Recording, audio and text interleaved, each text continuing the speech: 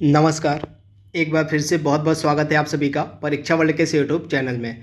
दोस्तों, हम UP triple S C के एग्ज़ाम में प्रीवियस ईयर में जो प्रश्न प्राचीन भारत के पूछे गए थे उसको हम पढ़ रहे थे।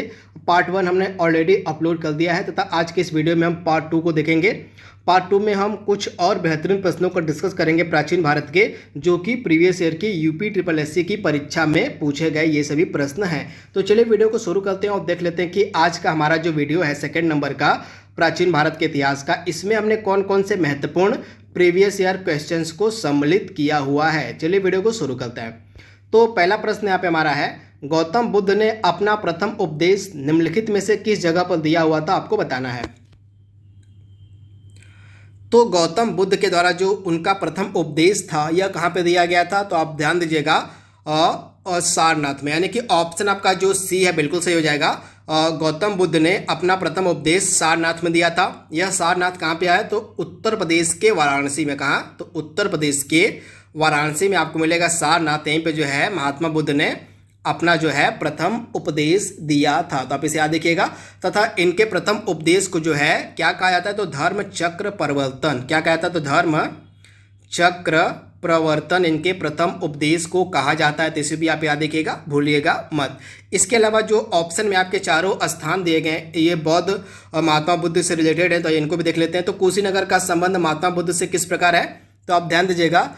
कुशीनगर में जो है महात्मा बुद्ध को महापरिनिर्वाण प्राप्त हुआ था, यानी कि महात्मा बुद्ध की जो मृत्यु है, जिसको महात्मा बुद्ध की मृत्यु को महापरिनिर्वाण के नाम से जानते हैं, महापरिनिर्वाण के नाम से महात्मा बुद्ध की मृत्यु को जाना जाता है। तो महात्मा बुद्ध को जो महापरिनिर्वाण था, यानी कि महात्मा बुद्ध की जो मृत्यु थी यह कुशीनगर में हुई थी। कब, 483 ईसा पूर्व में। तो इसे भी आप याद रखिएगा।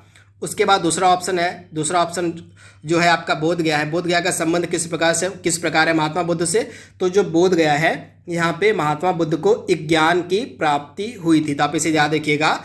महात्मा बुद्ध को जो ज्ञान की प्राप्ति थी यह बोध गया में बोधि वृक्ष, यानी कि पीपल के पेड़ के नीचे, बोधि वृक्ष को हम पीपल का पेड़ भी कहते हैं, तो बोधि वृक्ष यानी कि पीपल के पेड़ के नीचे जो है बोध गया में महात्मा बुद्ध को ज्ञान की प्राप्ति हुई थी। तो आप इसे याद रखिएगा। इनके ज्ञान की जो प्राप्ति हुई थी उसको हम निर्वाण के नाम से जानते हैं। इसे भी आप ध्यान दीजिएगा। महात्मा गांधी को जो बोध गया में ज्ञान की प्राप्ति हुई थी उसको हम निर्वाण के नाम से जानते हैं। तो इसे आप ध्यान दीजिएगा। वहीं तीसरा ऑप्शन आपका था सारनाथ। सारनाथ में महात्मा बुद्ध ने अपना प्रथम उपदेश दिया था, जिसको हम धर्म चक्र प्रवर्तन के नाम से जानते हैं। और लुम्बिनी में जो है महात्मा बुद्ध का जन्म हुआ था। तो इसे भी आप याद रखिएगा, भूलिएगा मत। अगला प्रश्न यहाँ पे हमारा है, उस स्थान का नाम बताइए जहां बौद्धों की मान्यता के अनुसार गौतम बुद्ध ने अपने मृत्यु के बाद महापरिनिर्वाण प्राप्त किया था। तो मैंने आपको भी बताया है, इसका जवाब आपको कमेंट बॉक्स में देना है। तो महात्मा बुद्ध की जो मृत्यु थी वह हुई थी आपकी कुशीनगर में। कुशीनगर में कब हुई थी, तो 483 ईसा पूर्व में हुई थी। तथा इनकी मृत्यु को जो है हम महापरिनिर्वाण के नाम से भी जानते हैं। तो आप इसे याद रखिएगा, कुशीनगर इसका राइट आंसर हो जाएगा।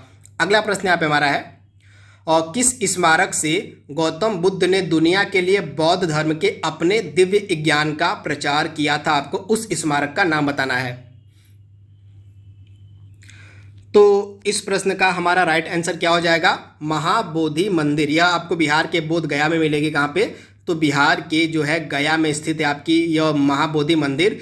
तो इसी महाबोधि मंदिर के जरिए जो है दुनिया के लिए जो है बौद्ध धर्म के अपने दिव्य ज्ञान का जो प्रचार है यह गौतम बुद्ध के द्वारा किया गया था। तो महाबोधि मंदिर इसका राइट आंसर हो जाएगा। यह जो मंदिर है आपको मिलेगी बिहार के गया में। तो आप इसे ध्यान दीजिएगा। अगला प्रश्न यहाँ पे हमारा है, और महात्मा बुद्ध को महापरिनिर्वाण कहाँ पे प्राप्त हुआ था। तो मैंने आपको बताया था, और यह प्रश्न असिस्टेंट अकाउंटेंट 2015 की परीक्षा में पूछा गया था। तो इस प्रश्न का आपका राइट आंसर हो जाएगा, महापरिनिर्वाण जो है महात्मा बुद्ध को प्राप्त हुआ था आपका कहाँ पे, कुशीनगर में। और कुशीनगर में महापरिनिर्वाण का मतलब होता है यहाँ पे मृत्यु, यानी कि महात्मा बुद्ध की जो मृत्यु थी यह कुशीनगर में हुई थी। अगला प्रश्न यहाँ पे हमारा है, पाली में बौद्ध ग्रंथों को आमतौर पर त्रिपिटक यानी कि 3 फोल्ड बास्केट कहा जाता है। तो आपको बताना है कि इनमें से कौन सा त्रिपिटकों में से नहीं है, आपको बताना है। तो दिए गए ऑप्शंस में से त्रिपिटकों में से कौन सा एक नहीं है, तो आप ध्यान दीजिएगा। इसमें से जो उपशाखा पिटक है इसका संबंध त्रिपिटकों से नहीं है। बाकी आपके अधिधम्म पिटक, सुत्त पिटक और विनय पिटक, इन तीनों का जो संबंध है आपका त्रिपिटक से है। लेकिन उस उपशका पिटक का जो संबंध है यह आपका त्रिपिटक से नहीं है। तो आप इसे याद रखिएगा, ऑप्शन आपका सी बिल्कुल सही है। अगला प्रश्न यहाँ पे हमारा है, त्रिपिटक निम्न में से किससे संबंधित है? तो त्रिपिटक का संबंध हो जाएगा आपका बौद्ध धर्म से, यानी कि ऑप्शन आपका जो बी है बिल्कुल सही हो जाएगा, बौद्धों से। अगला प्रश्न यहाँ पे हमारा है, ज्ञान प्राप्त करने के बाद गौतम किस रूप में जाने लगे, आपको बताना है। तो ज्ञान की प्राप्ति के बाद जो है गौतम को बुद्ध कहा जाने लगा, यानी कि ऑप्शन आपका जो बी है बिल्कुल सही, ऑप्शन सी आपका बिल्कुल सही हो जाएगा। ज्ञान प्राप्ति के बाद गौतम को जो है बुद्ध कहा जाने लगा, तथा इनको जो है ज्ञान की प्राप्ति कहाँ पर हुई थी? तो बोध गया में। कहाँ? तो बोध गया में पीपल के वृक्ष के नीचे जो है ज्ञान की प्राप्ति हुई थी गौतम को, जिसके बाद इनको बुद्ध कहा जाने लगा। तो आप इसे ध्यान दीजिएगा। अगला प्रश्न यहाँ पे हमारा है, बोध गया एक महत्वपूर्ण बौद्ध तीर्थ केंद्र क्यों है, आपको बताना है। यानी कि आपको से पूछा जा रहा है कि जो बोध गया स्थान है यह एक महत्वपूर्ण बौद्ध तीर्थ क्यों कहा जाता है। दिए गए आपके पास 4 ऑप्शन है, आपको बताना है सही आंसर। तो बोध गया को बौद्ध तीर्थ क्यों कहा जाता है? क्योंकि गौतम बुद्ध जो थे इनको यहाँ पर ज्ञान की प्राप्ति हुई थी, यानी कि ऑप्शन आपका जो बी है बिल्कुल सही हो जाएगा। गौतम बुद्ध को जो है बोध गया में ज्ञान की प्राप्ति हुई थी, इसी कारण से जो है यह एक जो बोध गया है महत्वपूर्ण तीर्थ केंद्र है बौद्ध धर्म का। तो आप इसे याद रखिएगा, ऑप्शन आपका बी बिल्कुल सही है। तो आप इसे ध्यान दीजिएगा। वही गौतम बुद्ध, पहला ऑप्शन क्या कह रहा है? गौतम बुद्ध यहाँ पैदा हुए थे, आपका गलत हो जाएगा। गौतम बुद्ध का जन्म आपका लुम्बिनी में हुआ था। तीसरा ऑप्शन क्या कह रहा है आपका? क्योंकि गौतम बुद्ध ने ज्ञान प्राप्त करने के बाद यहाँ प्रथम उपदेश दिया था, यह भी आपका बिल्कुल सही गलत है। गौतम बुद्ध ने अपना प्रथम उपदेश दिया था आपका सारनाथ में। उसके बाद गौतम बुद्ध को यहाँ निर्वाण प्राप्त हुआ था। तो आपका यहाँ पे जो चौथा ऑप्शन है यह भी आपका सही हो जाएगा। निर्वाण का मतलब यहाँ पे ज्ञान प्राप्ति से होता है, तो निर्वाण भी आपका सही हो जाएगा। यानी कि आपका जो बी है और डी है यहाँ पे दोनों सही दिया गया है। ज्ञान निर्वाण का मतलब ही आपका ज्ञान प्राप्ति होता है, यानी कि गौतम बुद्ध को जो निर्वाण था यानी कि ज्ञान की जो प्राप्ति थी यह आपकी हुई थी बोध गया में। तो इसे आप याद रखिएगा। तो दोनों आपका बी और सी इस प्रकार से आपका दोनों सही हो जाएगा। यहाँ पे दोनों ऑप्शन आपका सही दिया गया है, क्योंकि यहाँ पे गौतम बुद्ध को जो है निर्वाण की प्राप्ति हुई थी। निर्वाण का मतलब भी ज्ञान प्राप्ति से ही होता है। आपका बी और सी आपका दोनों सही हो जाएगा। तो इसे आप ध्यान दीजिएगा, प्रश्न को आप बिल्कुल ध्यान से पढ़िएगा, यहाँ पे आपका दोनों सही हो जाएगा। अगला प्रश्न यहाँ पे हमारा क्या कह रहा है? अगला प्रश्न यहाँ पे हमारा क्या कह रहा है देख लीजिए। बुद्ध ने अपना प्रथम उपदेश कहाँ पर दिया था? Very very important. तो महात्मा बुद्ध ने अपना प्रथम उपदेश दिया था सारनाथ में। इनके प्रथम उपदेश को हम कहते हैं धर्म चक्र प्रवर्तन। इसे आप ध्यान दीजिएगा। अगला प्रश्न यहाँ पे हमारा है, बौद्धों के लिए उत्तर प्रदेश में स्थित सारनाथ क्यों महत्वपूर्ण है, आपको बताना है। तो बौद्धों के लिए जो है उत्तर प्रदेश में स्थित सारनाथ क्यों फेमस है? क्योंकि जो महात्मा बुद्ध थे उन्होंने सारनाथ में अपना प्रथम उपदेश दिया था। तो राइट आंसर आपका क्या हो जाएगा? ऑप्शन बी, यानी कि महात्मा बुद्ध ने सारनाथ में जो है अपना प्रथम उपदेश दिया था, यानी कि ऑप्शन जो आपका बी है बिल्कुल सही हो जाएगा। आप इसे ध्यान दीजिएगा, ऑप्शन आपका जो बी है बिल्कुल सही दिया गया है। इसके बाद अगला प्रश्न यहाँ पे हमारा है, जैन धर्म में 3 रत्न यानी कि त्रिरत्न दिए जाते हैं। जैन धर्म में जो है आपको त्रिरत्न दिए गए हैं, तो आपको बताना है कि इसमें से जो त्रिरत्न है वे कौन कौन से हैं। आपके पास 4 ऑप्शन दिए गए हैं, आपको बताना है कि जैन धर्म के जो त्रिरत्न थे वे कौन कौन से थे। तो जैन धर्म के त्रिरत्न कौन कौन से थे? तो सही विश्वास, सही ज्ञान और सही आचरण इसका राइट आंसर हो जाएगा। यहाँ पे सही ज्ञान से मतलब आपका हो जाएगा सम्यक ज्ञान से हो जाएगा, और सही आचरण से आपका मतलब हो गया सम्यक आचरण से हो जाएगा। इसके बाद आपका सही विश्वास से मतलब क्या हो जाएगा? आपका सम्यक दर्शन से हो जाएगा। तो आप इसे ध्यान दीजिएगा, जैन धर्म के त्रिरत्न कौन कौन से थे? तो सही विश्वास, सही ज्ञान और सही आचरण, यानी कि ऑप्शन जो आपका डी है बिल्कुल सही हो जाएगा।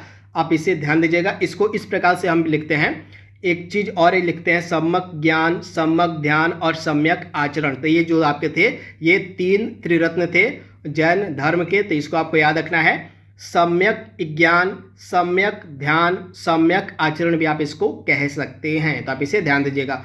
आपको बताना है कि जैन धर्म के पहले तीर्थंकर कौन थे। तो दिए गए ऑप्शंस में से जैन धर्म के पहले तीर्थंकर कौन थे? तो ऋषभ देव, यानी कि ऑप्शन आपका ए बिल्कुल सही हो जाएगा। जो ऋषभ देव थे ये जैन धर्म के पहले तीर्थंकर थे। तो आप इसे याद रखिएगा, ऋषभ देव को जो है आदिनाथ के नाम से भी जाना जाता है। किस नाम से?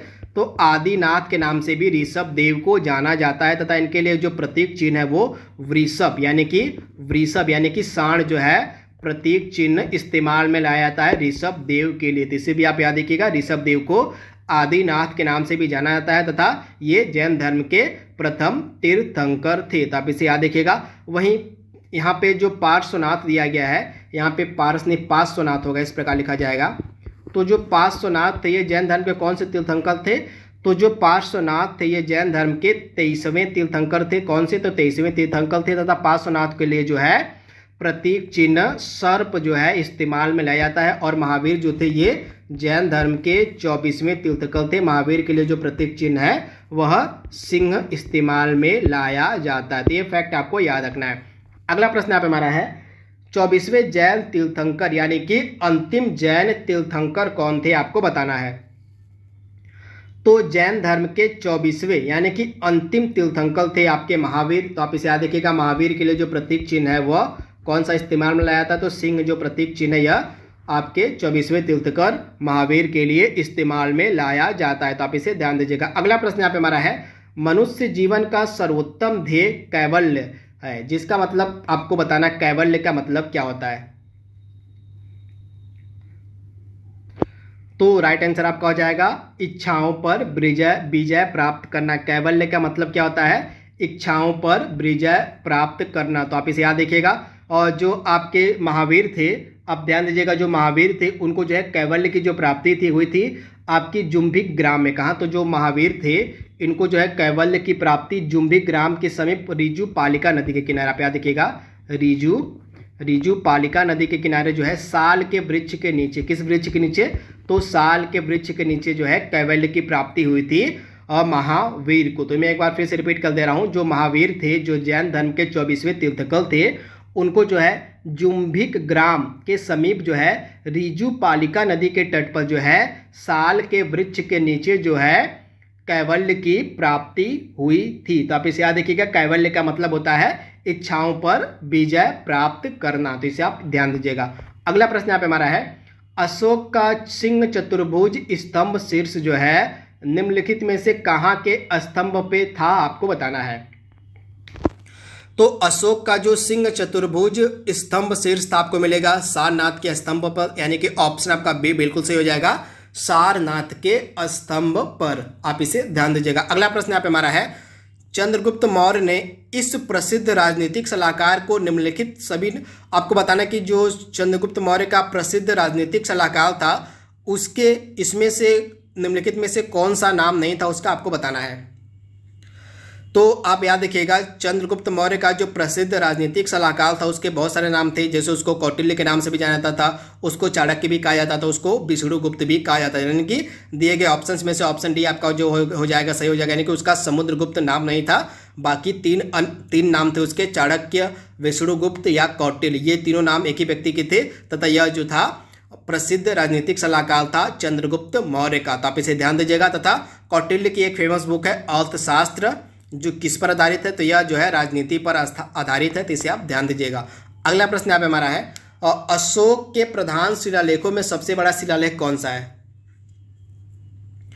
तो अशोक का जो 13वां शिलालेख है यह सबसे बड़ा शिलालेख है। तो आप इसे याद रखिएगा। इस 13वें शिलालेख में जो है, कहाँ गया, हाँ यहाँ पे है। तो अशोक का जो 13वां शिलालेख है यह सबसे बड़ा शिलालेख है तथा इस 13वें शिलालेख में आपको मिलेगा कलिंग युद्ध का वर्णन। आप याद रखिएगा, जो कलिंग युद्ध का वर्णन है यह 13वें शिलालेख में ही किया गया है। तो आप इसे ध्यान दीजिएगा। अगला प्रश्न यहाँ पे हमारा है अशोक के आक्रमण के दौरान कलिंग की राजधानी कौन सी थी, आपको बताना है। तो अशोक के आक्रमण के दौरान जो है कलिंग की राजधानी थी तोसली। क्या थी? इस प्रकार लिखाएगी। तो अशोक के आक्रमण के दौरान जो है कलिंग की राजधानी थी तोसली। तो ऑप्शन आपका सी बिल्कुल सही हो जाएगा, तोसली। अगला प्रश्न यहाँ पे हमारा है देव नाम प्रिय किसे कहा जाता था, आपको बताना है। तो देव नाम प्रिय जो नाम था यह किसको दिया गया था? तो यह जो नाम था देव नाम प्रिय यह दिया गया था अशोक को। तो राइट आंसर आपका क्या हो जाएगा? अशोक को जो है देव नाम प्रिय के नाम से भी जाना जाता है। यानी कि ऑप्शन आपका जो बी है बिल्कुल सही हो जाएगा।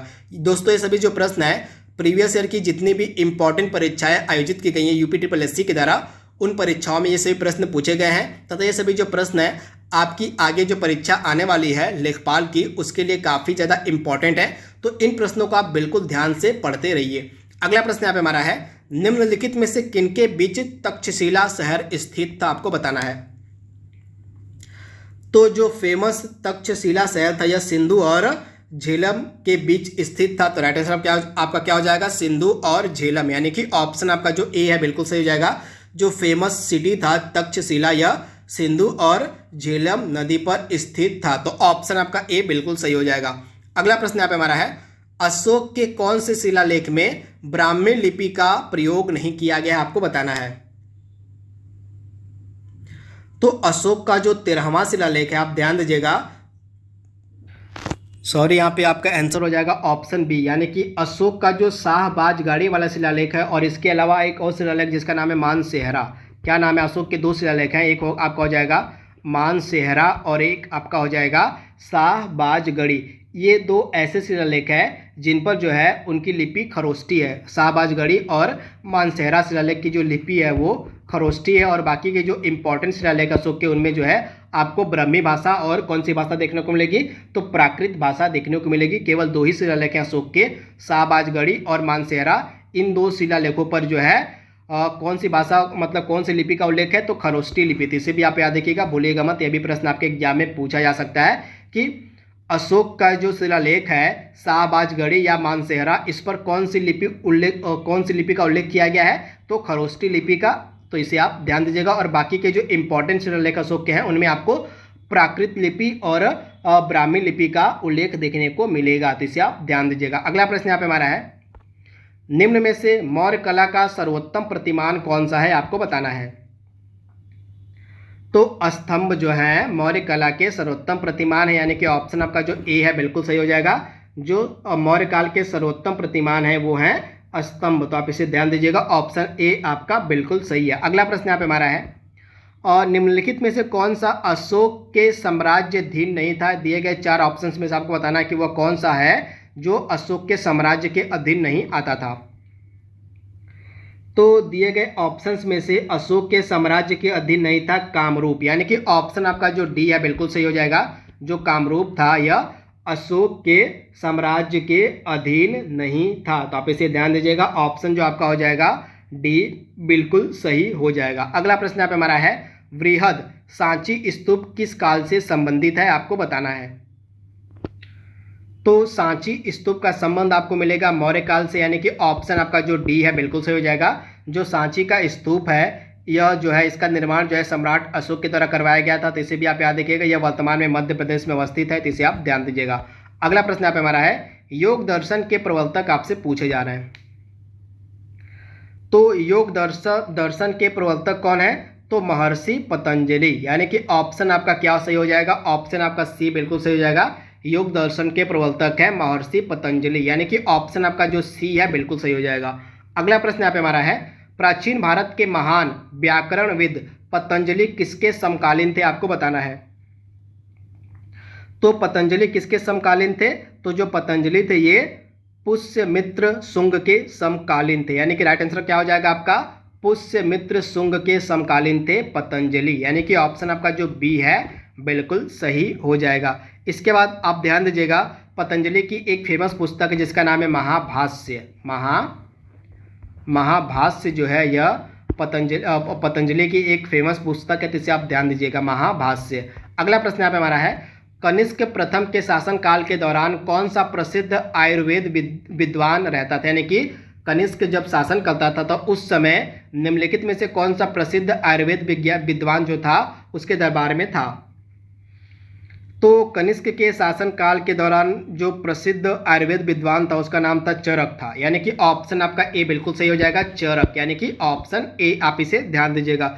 अगला प्रश्न यहाँ पे हमारा है, इसकी एक चीज और ध्यान दीजिएगा, जो चरक था यह कुषाणों का राज वैद्य भी था। यहाँ पे आप देखिएगा, कुषाण राज्य के ये राज वैद्य भी थे चरक, इसे आप ध्यान दीजिएगा। आज का लास्ट प्रश्न हमारा है, जो कुषाण थे ये मूलतः कहाँ के निवासी थे।